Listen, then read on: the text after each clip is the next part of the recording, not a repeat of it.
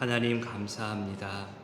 오늘도 우리에게 새로운 날을 주시고 방금 부른 찬송의 가사처럼 다시 만나는 은혜를 주심에 감사드립니다. 반가운 사람을 다시 만나고 소중한 사람, 성도의 교제를 허락하시니 감사드립니다.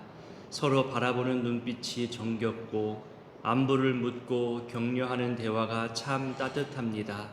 멀리 떨어진 자리에 앉은 사람을 향해 손을 들어 반가운 인사를 하는 그 모습도 참 보기 좋습니다. 어제 봤는데도 하루 만에 다시 만나는데도 이 만남이 하나님 허락하신 생명의 만남이요 하나님께서 주관하시는 신앙의 만남임을 확인하며 서로 축복하며 또 함께 성장하고 성숙해지기를 바라는 마음으로 교제하게 하시니 하나님 감사드립니다.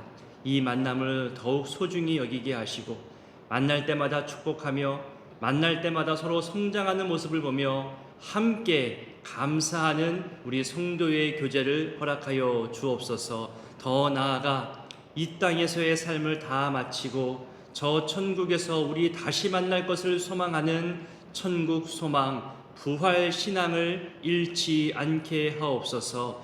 혹여 지금 주님과 떨어져 있고 상처와 아픔으로 또 죄악과 유혹에 빠짐으로 그렇게 주님과의 만남에서 멀어졌다 할지라도 다시 만날 것을 기대하게 하시고 다시 찾아와 주시고 돌보아 주시고 돌이켜 회복시켜 주시는 주의 은혜를 잊지 않고 사모하게 하옵소서.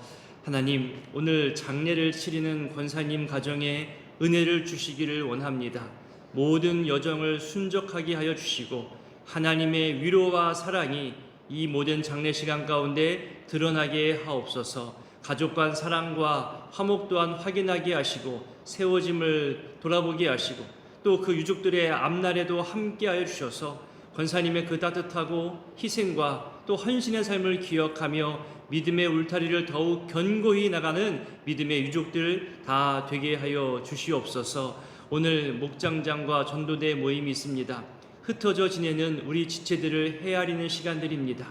길거리에서, 아파트 단지에서, 학원 앞에서 복음을 모르는 사람, 교회를 모르는 사람, 이 땅의 유행만 쫓아가는 사람들에게 복음이 참 생명임을 전하는 우리들의 모습 되어지게 하여 주시고 흩어져 있는 목장 식구들 또 함께 있는 성도들을 헤아리고 또 보살피고 연락하며 함께하고자 하는 그 목장의 마음들을 우리 가운데 허락하여 주시옵소서. 특별히 오늘 야간에 학원가와 주변을 전도하는 우리 전도대들에게 함께하여 주셔서 오늘의 그 시간에도 피곤함을 넘어 담대함과 사명감으로 마치 바울처럼 그렇게 감사함으로 담대함으로 전하는 귀한 발걸음, 복음의 발걸음 되게 하여 주시옵소서. 오늘의 모든 하루의 시간 가운데서도 주님께서 만나게 하시는 만남과 주님께서 우리에게 부어주신 놀라운 은혜와 사명들로 힘있게 감당하는 날 되게 하여 주시옵소서. 이 새벽에도 주님께 우리의 마음을 아뢰며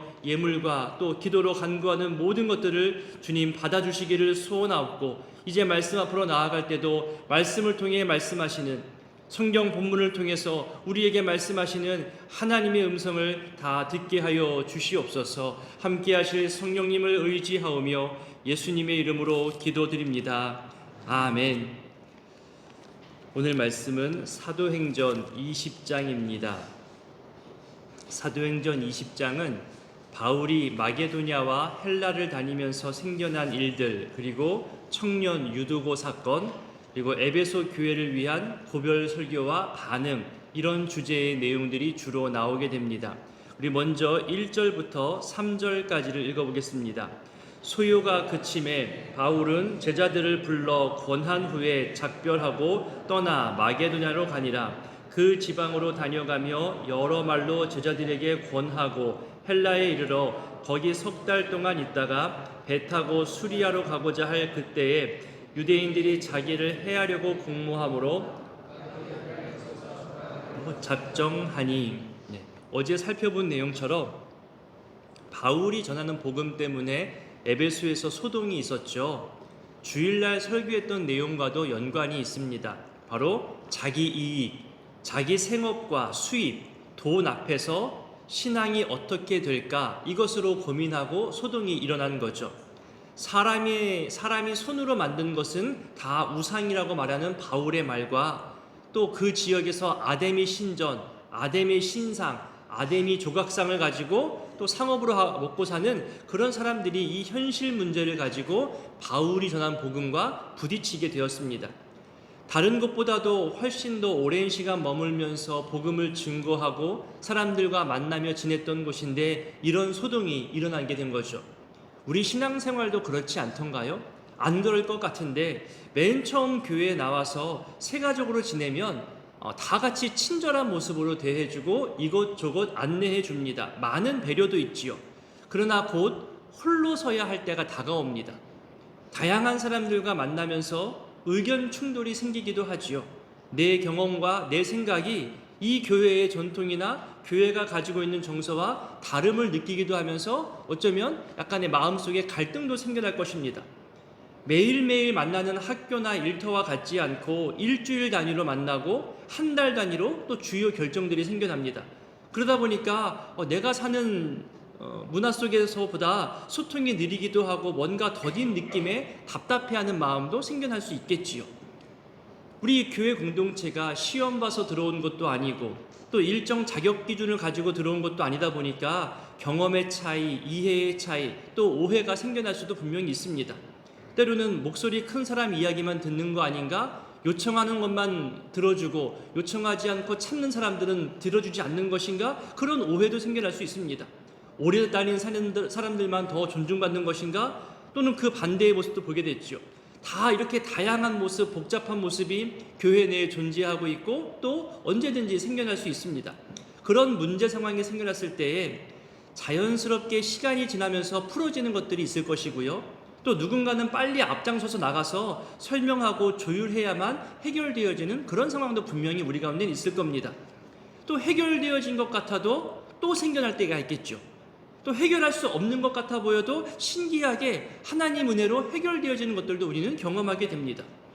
그래서 우리는 교회 공동체 안에 기도를 늘 해야 됩니다. 기도가 쉬지 않는 이유가 여기 있습니다. 사람이 아무리 노력해도 안 되는 것이 있고요. 사람이 포기하는 것 같아 보여도 하나님이 이루시는 것들이 있습니다. 우리가 다 알지 못하는 여러 가지 일들이 우리 성도님들의 가정과 일터와 모든 관계 속에서 일어날 텐데 하나님 그 모든 일 가운데 평안하게 하시고 성령이 하나 되게 하신 거룩한 것들이 훼손되지 않도록 오히려 교회에서 힘과 쉼을 얻고 자기 짐을 내려놓고 그렇게 은혜가 있게 달라고 우리 각 사람 마음을 지켜달라고 보호해달라고 우리는 기도하기를 쉴 수 없습니다. 그렇게 일이나 어떤 문제가 해결되어지면 감사하죠. 이후 한 번 더 성장하는 모습을 보게 됩니다. 여러분 1절을 보세요. 소요가 그침에 작별하고 떠나잖아요. 오히려 논란과 소동이 그치고 문제 상황이 해결되면 그것을 통해서 생겨난 회복 그리고 신뢰를 가지고 더 남아서 복음을 전할 수 있잖아요. 그것이 더 효과적일 수 있는데 왜 떠날까요? 소요가 그침에 작별하고 떠납니다. 마음 편하게 사람들과 어울리면서 더 좋은 효과를 낼 수 있는데 더 굳세게 할 수 있는 기회인데 왜 바울은 떠날까요? 여러 가지 이유가 있겠지만 몇 가지 이유를 좀 말씀 찾아보면 원래 바울의 계획은 어제 본문에도 나왔지만 마게도냐와 예루살렘으로 돌아갔다가 로마까지 가야 할 그런 전도 계획을 가지고 있었기 때문에 떠난 거지요. 또 하나는 자기로 인하여서 생긴 문제잖아요. 그러다 보니까 중간에 포기하거나 도망가지 않고 끝까지 이 문제가 해결될 때까지 자리를 지켜낸 겁니다. 이 모든 문제를 해결했기 때문에 주변을 격려하고 위로하고 나서 예상했던 시기보다 먼저 일찍 떠날 수 있었던 거죠. 여기서 우리가 생각하고 놓치지 말아야 할 부분이 있습니다. 바울이 한 지역에서의 사역을 어떻게 마무리하고 떠나는가, 이것이 중요한 교훈이 돼요. 일 중심으로 마무리했느냐, 사람 중심으로 마무리했느냐, 은혜로 마무리했느냐, 이것이 중요한 거죠. 여러분, 우리도 선교를 다녀올 때, 목장에서 만날 때, 그럴 때마다 마무리가 어떠한가 우리는 다 경험합니다. 내가 1년, 2년 또는 몇 년간 맡아서 책임졌던 어떤 팀의 사역이 있었죠. 다른 사람에게 넘겨주어야 할 때도 마찬가지입니다. 어떻게 인수인계하느냐도 너무나 중요한 마무리입니다. 특히 교회 사역은 지속적인 것 같아 보이지만 그 안에 수많은 변수와 변화가 있잖아요. 그렇기 때문에 마무리가 중요하고 어떻게 건네주느냐가 참 중요합니다. 앞선 사람이 떠나고 뒤이은 사람이 그 자리에서 다시 시작할 때 그때 다 보이잖아요. 이 사람이 무언가 감추었구나, 몰래 일을 했구나, 나도 뭐 대충 하고 적당히 하면 되겠지, 그렇게 이어질 때도 있을 것이고, 아니면 이 사람 정말로 자기 자신과 자기 희생으로 이 자리에서 수고하고 헌신했구나, 우리가 그걸 다 미처 알아보지 못했구나, 정말 모든 것을 다해 헌신했구나, 나도 내가 할 수 있는 것으로 더 열심을 섬겨야지, 그렇게 도전받고 은혜를 느낄 때 있잖아요.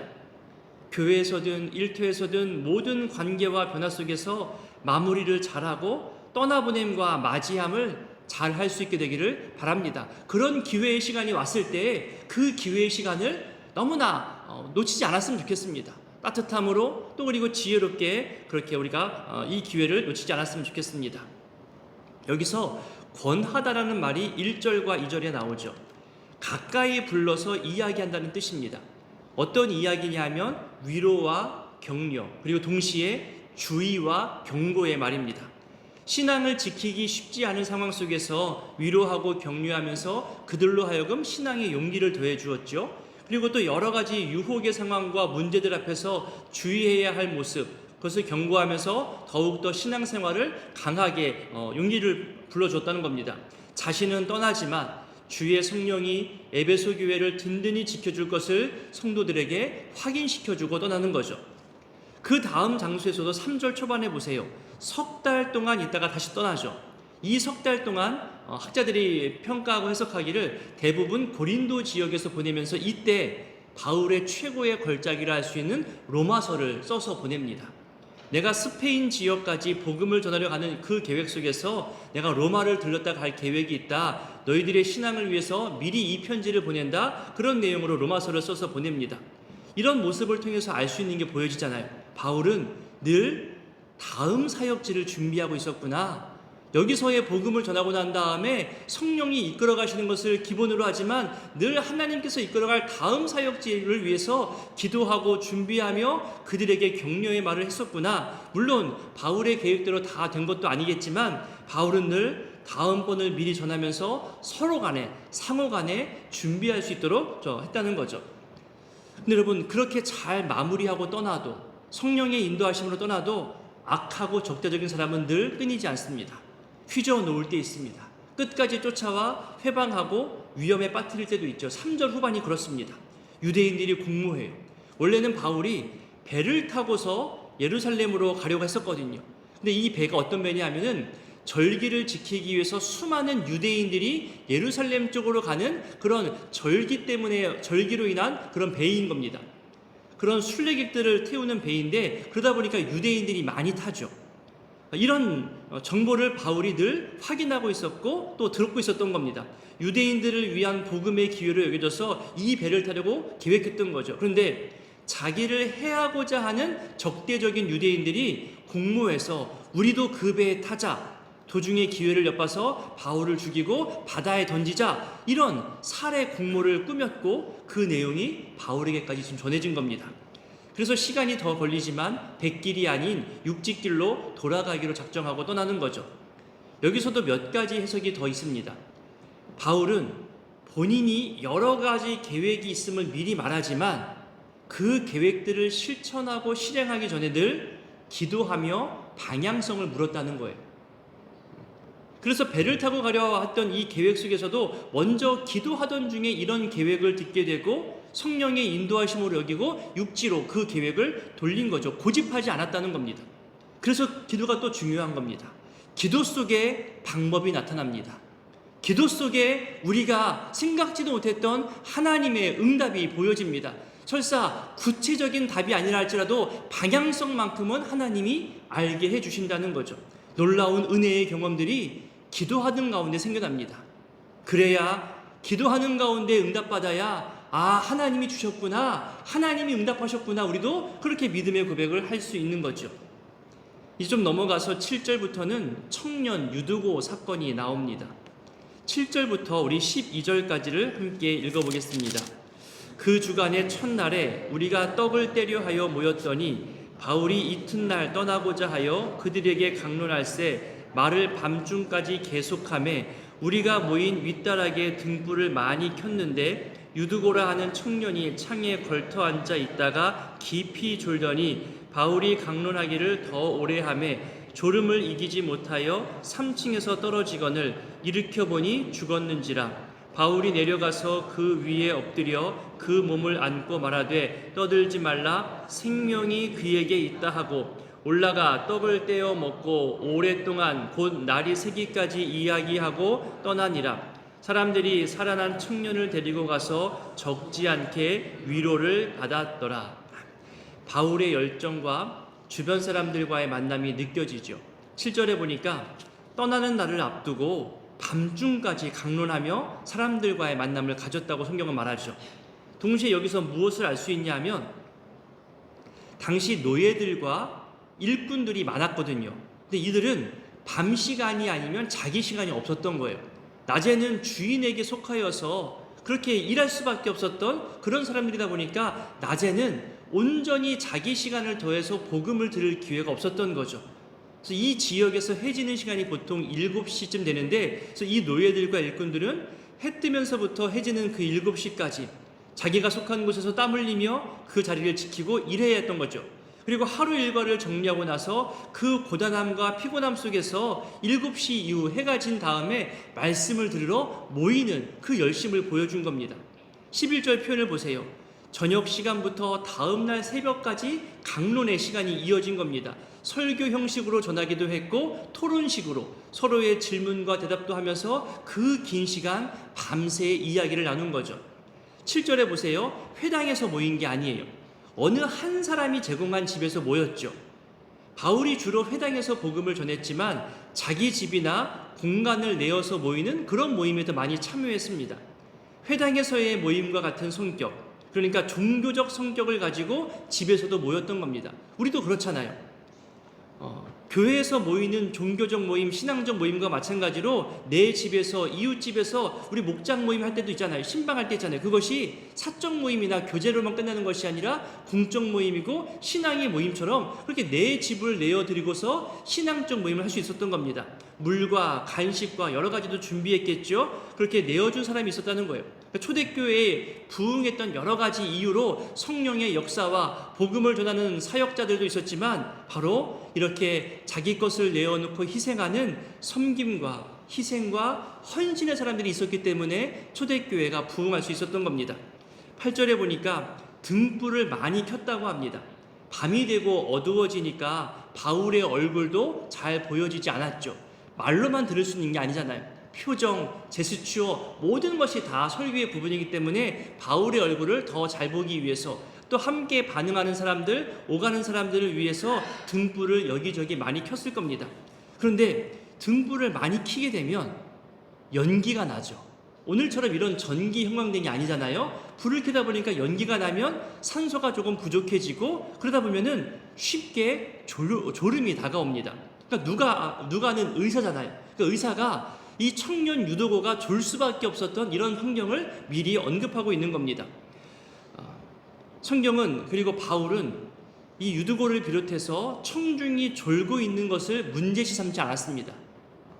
오히려 삶의 고단함 속에서 졸면서라도 말씀 앞에 자기 자리를 지키고자 나왔던 이 모습을 더욱더 귀하게 여깁니다. 그러니 여러분 옆 사람이 졸면 슬며시 그냥 감싸주세요. 왜 졸아? 하고 막 때리거나 찌르지 마시고 네가 졸면서도 나왔구나. 감싸주시고 오히려 이 졸음이 부끄럽지 않게끔 조용히 보듬어 주시는 모습이 저는 더 이 앞에서도 보이거든요. 저기서 막 찌르고 옆에 막 등짝을 때리고 하는 모습 보이는데 그런 모습보다는 슬며시 끌어안아주는 모습이 더 훈훈해 보이기도 하고 아 그래 저게 또 사랑의 모습이구나 느껴지기도 합니다. 노예들의 수많은 이름들 중에 가장 많이 사용되어지는 이름 중에 하나가 유두고라고 합니다. 왜 우리도 철수와 영희, 교과서에 나오는 이름처럼 흔한 이름이잖아요. 노예로 짐작되어지는 이 유두고라는 것을 알 수 있어요. 그러니까 이 노예 청년이 강론에 참여할 만큼 이 모임에는 지역의 하층민들이, 신분이 낮은 사람들이 많이 참여하고 있었음을 짐작할 수 있는 겁니다. 삶이 팍팍하고 고된 일을 감당하는 이런 사람들에게 생명의 역사 증거인 유두고가 된 거죠. 유두고의 존재 자체가 희망이요, 간증이요, 위로가 되는 겁니다. 우리 교회 안에도요, 하나님 은혜로 고침받은 사람이 있잖아요. 죽다가 살아난 사람이 있잖아요. 정말로 낫기 어려운 질병이었는데 은혜로 치유받은 사람. 이것은 반드시 병원 가야만 낫는데 병원에 가지 않고서도 하나님께서 그 생명을 지켜주시는 분들이 이 자리에도 있고 계시잖아요. 그래서 그런 존재가 있다는 것만으로도 신앙의 용기를 가질 수 있고 위로를 받을 수 있는 겁니다. 우리 바라기는 우리 가운데 그런 신앙의 간증, 신앙의 역사, 하나님의 은혜로 치유받고 회복되는 분들이 더욱더 많아지게 되기를 기도하고 또 간절히 소원합니다. 다음으로 17절부터는 에베소 교회를 향한 바울의 고별 설교 내용이 나옵니다. 먼저 바울이 지난 시간 에베소에서 행했던 자신의 복음 사역을 회상하면서 전하죠. 우리 17절부터 21절까지 조금 빨리 한번 읽어볼까요? 바울이 밀레드에서 사람을 에베소로 보내어 교회 장로들을 청하니 오매 그들에게 말하되 아시아에 들어온 첫날부터 지금까지 내가 항상 여러분 가운데서 어떻게 행하였는지를 여러분도 아는 바니 곧 모든 겸손과 눈물이며 유대인의 간계로 말미암아 당한 시험을 참고 주를 섬긴 것과 유익한 것은 무엇이든지 공중 앞에서나 각 집에서나 거리낌이 없이 여러분에게 전하여 가르치고 유대인과 헬라인들에게 하나님께 대한 회개와 우리 주 예수 그리스도께 대한 믿음을 증언한 것이라. 그러면서 22절에 이제 예루살렘에 가려는데 거기서 무슨 일을 당할지 알지 못한다고 하죠. 성령이 이미 알려주기를 결박과 환난이 기다리고 있다고 말합니다. 그러면서도 가겠다는 거죠. 그러면서 내가 가겠다는 이유, 그 목적이 뭐냐? 24절에서 말합니다. 너무나 유명한 구절이죠. 24절도 같이 읽습니다. 내가 달려갈 길과 주 예수께 받은 사명 곧 하나님의 은혜의 복음을 증언하는 일을 마치려 하면은 나의 생명조차 조금도 귀한 것으로 여기지 아니하노라. 이것이 바울의 사명 의식이었습니다. 환난과 핍박 속에서도 자신의 사명을 감당하기 위해서 굳건히 앞으로 나아가겠다는 사명 의식을 지금 보여주고 있습니다. 그리고 그 모든 사명은 내가 만든 게 아니에요. 내가 원하는 거 아니에요. 나 하고 싶은 대로가 아니라 오직 주 예수께로부터 받은 사명이라는 거죠. 하나님의 은혜의 복음을 증언하는 일이라고 분명하게 말합니다. 그래서 25절 끝부분, 어쩌면 이제 다시 내 얼굴을 못 볼 수도 있다고 하죠. 실제로 또 그렇게 됩니다.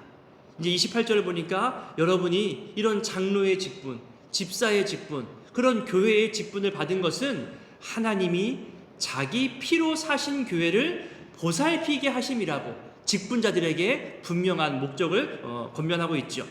그럼에도 29절과 30절을 보면요, 외부의 이유든 내부의 이유든 우리 직분자 중에서도 실수하는 사람 생겨날 수 있습니다. 넘어지는 사람, 유혹자들에게 끌려가는 사람 있을 수 있습니다. 악한 일에 빠질 수도 있습니다. 그러니 기도하십시다.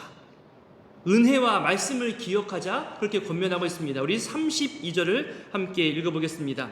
지금 내가 여러분을 주와 및 그 은혜의 말씀에 부탁하노니 그 말씀이 여러분을 능히 든든히 세우사 거룩하게 하심을 입은 모든 자 가운데 기업이 있게 하시리라. 아멘.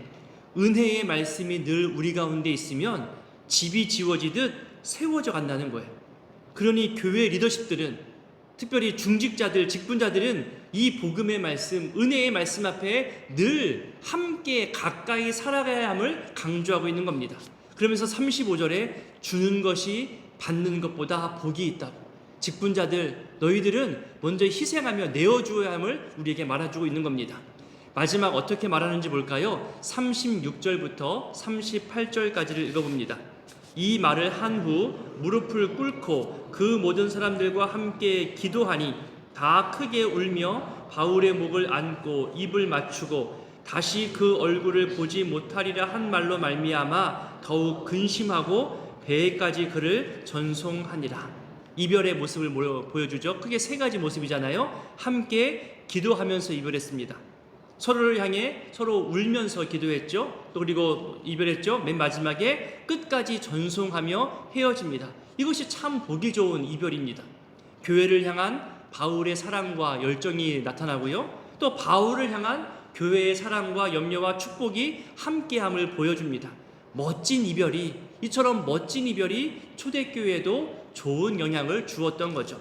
그리고 멋진 이별을 할 수 있도록 모든 만남과 평소의 일상 모습 속에서 최선을 다했기 때문에 이런 멋진 이별까지 나오지 않았을까요? 우리 역시 언젠가 이 땅을 떠날 때에 멋진 이별로 사람들과 하나님 앞에 설 수 있도록 우리의 일상 가운데 믿음의 최선을 다할 수 있기를 오늘 말씀 속에서도 또 도전할 수 있을 겁니다. 우리 함께 주기도문으로 기도하겠습니다.